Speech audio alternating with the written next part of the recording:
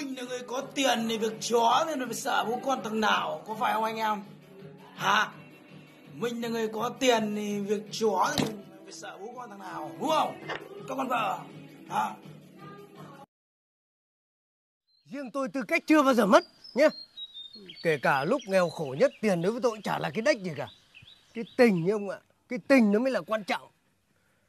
Tờ này hơi cũ này, đổi lại đi. Thành công là gì? Thành công là 5, 10, 15, 30, 40, 50, 60, 70, 80, 90. Đấy. Khi nào mà một ngày như này này,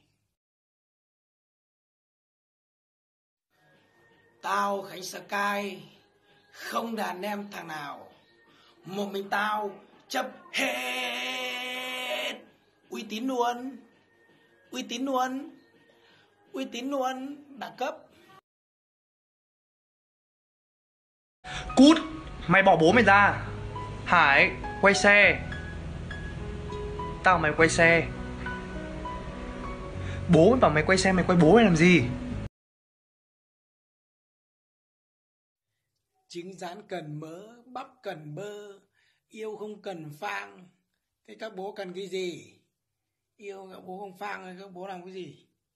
Hả? Đập lời phét này, mấy cái thằng nói phét. Sai lầm lớn nhất anh mang trong cuộc đời là đánh mất em khi ta tuổi đôi mươi, là muốn ấp mồm em. Không có rượu thì buồn nôn, không có rượu thì buồn nôn. Có rượu cũng buồn nôn, có rượu cũng buồn lợn.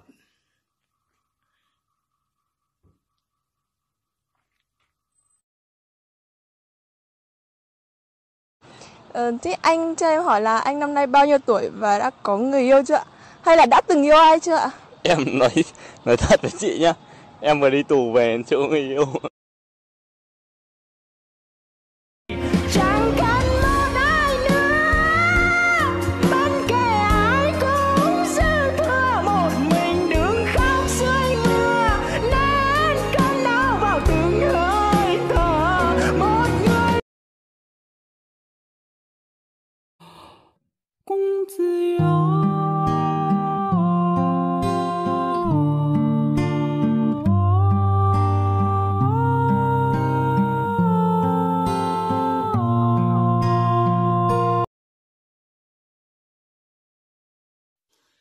Tao Khánh Sky không đàn em thằng nào, một mình tao chấp hết.